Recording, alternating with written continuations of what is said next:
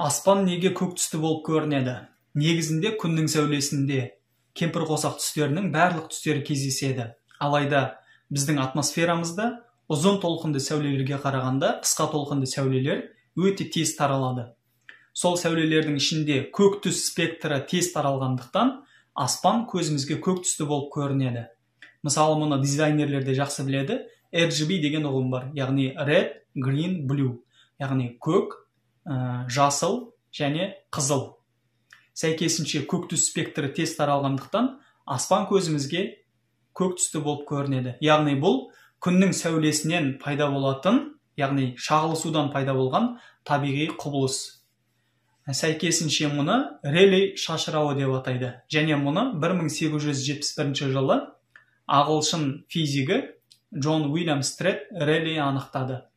Жаңа айтып өткеніміздей, бұл табиғи құбылыс, яғни басқа бір құбылыстарға тәуелді қарапайым табиғи құбылыс болғандықтан ол әр кезде әртүрлі болып көрінеді. Мысалы, егер байқаған болсаңыздар, таң шапақтап атып келе жатқан кезде аспан қызғылт, қызыл, сары түсті болғандарын көреміз. Себебі таңертең күннің сәулесі жердің бетіне қиғаш түскендіктен қою, қалың атмосфера қабатынан өтуге мәжбүр болады. Сол кезде сәулелердің шағылысуы әртүрлі болғандықтан аспан көзімізге қызыл, сары, қызғылт болып көрінеді. Ал ғарышқа шыққан кезде ол жерде көк түсті аспан деген ұғым мүлдем жоқ. Сәйкесінше көк аспан бұл жай ғана табиғи құбылыс. Ол ешқандай жаратушы сипатына ие емес, керісінше ұлы жаратушының жаратқан қарапайым бір табиғи құбылысы. Тәңіршілдік немесе тенгризм Орта Азиядағы ежелгі түркі, моңғол тектес көшпенді халықтарының наным сенімі болып табылады. Тенгризм ұғымын алғаш болып 19 ғасырда Шоқан Уәлиханов енгізді.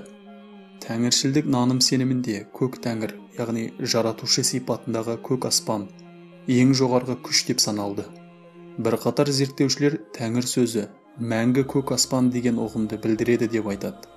Яғни бұл наным сенімді ұстанушылар көк аспанға қарап мінәжат қылады. Кейіннен 751 жылы Атлах шайқасында Тан империясы, яғни Қытайларға қарсы соғыста арабтар мен түркілер одақтасып, Қытайларды ойсырата жеңеді. Осыдан кейін араб-түркі мәдениеттері араласып, бүгінгі қазақ даласына ислам діні тарайды. Түркі ата-бабаларымыз хақ діннің келуімен қарсылықсыз мұсылманшылықты қабылдады. Ескере кетейік, ол дәуірде қазақ, өзбек, қырғыз секілді халықтар әлі қалыптаспаған еді. 960 жылы Қарахан мемлекеті ислам дінін ресми мемлекеттік дін деп жариялады. Қазақ хандығы 1465 жылы құрылғанын ескеретін болсақ, Қазақ хандығы толық шариғат заңдарымен құрылғанын айтқым келеді. Алайда бүгінгі таңда әлі күнге дейін тәңіршілдікті дәріптеп жүрген азшылық топ бар. Олар әдеттегідей ата дінімізбен өштесіп алғаны жасырын емес. Мен оларға бір ғылыми деректі келтірейін. Себебі олардың наным сенімі табиғат заңдарына негізделген. Бұл менің сөзім емес, тек олардың наным сенімінен сөзбе-сөз дәйек келтіремін. Тәңіршілдік оның кітабы жоқ. Осы дүние Тәңірінің кітабы. Жарық өмір Тәңірінің сыйы. Табиғат заңдары Тәңіріден бастау алады. Тәңірін тану табиғат заңдарын танумен бір мағынада.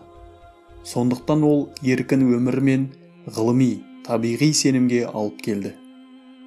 Демек, тәңіршілдердің айтуынша Тәңірді тану табиғат заңдарын танумен бірдей, яғни ғылымға негізделген сенім дейді. Қош, ендеше аспан неге көк деген сұраққа ғылыми жауап іздейік. Күннің жарығында кемпір қосақ түстерінің барлығы кездеседі. Алайда атмосферада ұзын толқынды жарыққа қарағанда қысқа толқынды жарықтың таралуы күштірек болады. Күн жарығы ауадағы молекулалар арқылы жан-жаққа таралады. Көк түс спектрі басқа түстерге қарағанда тез таралғандықтан аспан көзімізге көк болып көрінеді. Мұны Релей шашырауы деп атайды, және оны алғаш 1871 жылы британдық физик Джон Уильям Стрет Релей анықтады. Ал күн батып жатқанда немесе таң атып жатқанда аспанның қызыл, қызғылт түсті болғанын көреміз. Себебі бұл кезде күн жарығы қиғаштан түсіп, анағұрлым қою атмосфера қабатынан өтеді. Сондықтан көзімізге сары, қызғылт, қызыл түсті болып көрінеді. Ал бұлтты күні аспан сұрғылт болады. Себебі күн жарығы бұлттардың қабатынан өте алмайды. Ал түнде аспан қап-қараңғы болады. Себебі жердің өз өсімен айналуына байланысты күн жарығы түспейді. Айтпақшы, ғарыштан жерге қарағанда аспан көрінбейді. Себебі ғарышта атмосфера жоқ. Ғарыш қап-қара түнек секілді. Ғарышта аспан деген ұғым жоқ. Демек, аспанның көк түсті болып көрінуі ауадағы молекулалардағы түстердің шашырауына ғана байланысты құбылыс екен. Ал енді тәңіршілдік ұғымындағы жаратушы көк аспанды қалай түсінеміз? Ол қалай жаратушы сипатына ие бола алады? Таңертең қызғылт аспан, түсте көк аспан, бұлтты күні сұрғылт аспан, түнде қараңғы аспан, ал ғарышта жоқ аспан болмай ма? Тұрақсыздық пен жоқсыздық қалай жаратушыға тән болмақ? Жоқ, бұл анық адасушылық. Осыған орай Ибрахим алейхиссаламның Құдайды іздеу оқиғасын айтып берейін. Бәлкім кейбір ақыл иелеріне пайдасы тиер. Ибрахим пайғамбар пұтқа табынушы қоғамда дүниеге келеді. Жастайынан пұтқа табыну дәстүрімен өседі. Ол мұның дұрыс еместігін түсінеді. Расында, қолдан жасалған пұт қалай Құдай бола алмақ? Оның бұған көңілі толмай Раббысын іздейді. Аспандағы жұлдызды көріп, мынау менің Раббым ба деп, оны ұлықтайды.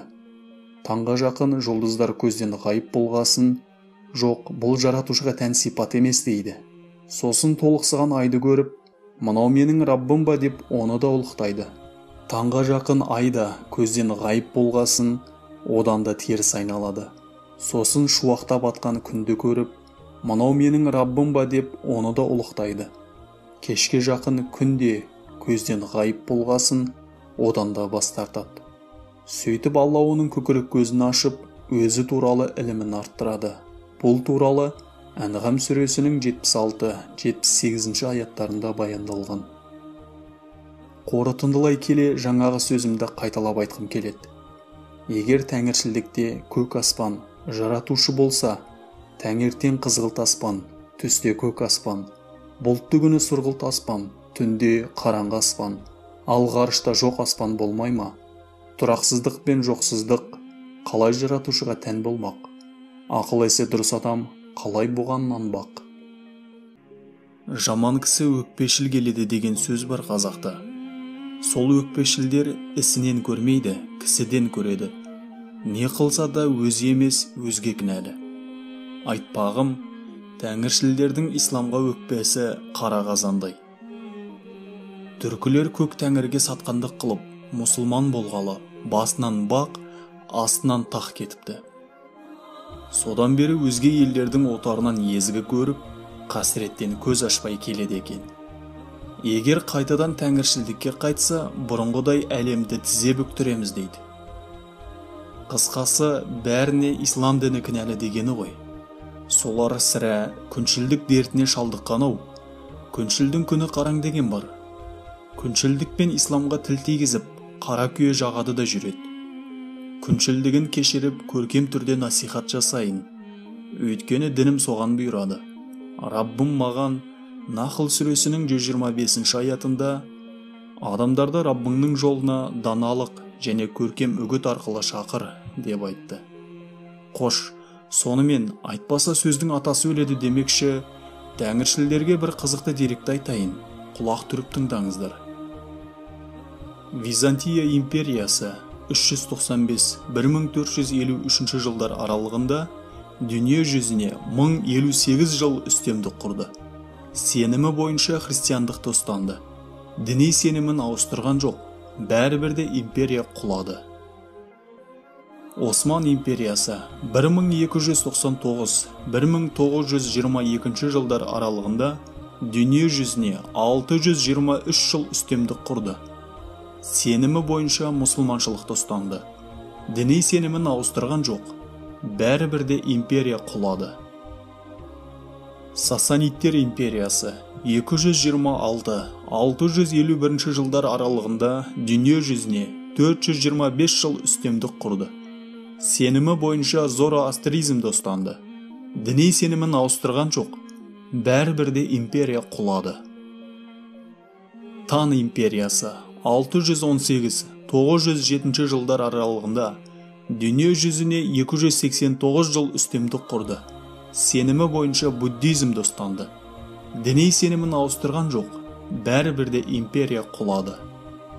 Моңғол империясы 1206-1368 жылдар аралығында дүние жүзіне 162 жыл үстемдік құрды. Сенімі бойынша тенгризмді ұстанды. Діни сенімін ауыстырған жоқ, бәрібірде империя құлады. Айтпақшы, Моңғолия халқының басым бөлігі әлі күнге дейін тәңіршілдікті ұстанбайды ма? Бірақ олар бүгінде әлемді тізе бүктіріп тұрғанын көріп тұрғаным жоқ. Дей тұрғанмен тәңіршілдер ғана әлі күнге дейін түркілердің жеңілісіне мұсылманшылықты кінәлайды. Діни сенімі ауысқан соң бәрінен жеңіліп артта қалып кетіптіміз. Өмір сынақ болғандықтан ұлы жаратушы билікті бір халықтан екінші халыққа алмастырады. Осылайша халықтар сыналады. Бұған сенімнің қатысы жоқ. Ал жалпы бүгінгі қазақтың артта қалуына ғылымнан кенжелеуі ғана кінәлі. Ыбырай Алтынсарин атамыз айтқандай, өнер білім бар жұрттар тастан сарай салғызды. Айшылық алыс жерлерден көзіңді ашып жұмғанша жылдам хабар алғызды. Ғылыми техникалық ілгерілеу кейбір халықтарға анағұрлым үстемдік берді. Ендігәрі қара күш теңеспейтін болды. Күшті мен әлсіздің айырмашылығы қалмады. Мысалы, тепсе темір үзетін 3 батырды 10 жастағы бала мылтықпен, 3 ақ оқпен атып алатын мүмкіндік туды. Ақыл иесі үшін бұл жеткілікті дәйек емес пе? Ал тәңіршіл қандастарымыздың өкпесі өте орынсыз һәм жүйесіз деп айтар едім. Әлемді тізе бүктіру үшін ғылымға көңіл бөлейік. Өкпешіл һәм күншілдікті қойып, ғылым білімге бет бұрайық. Өткенге өкпелеп болашақты ұмытпайық. Ғылымға ұмтылайық қандастар.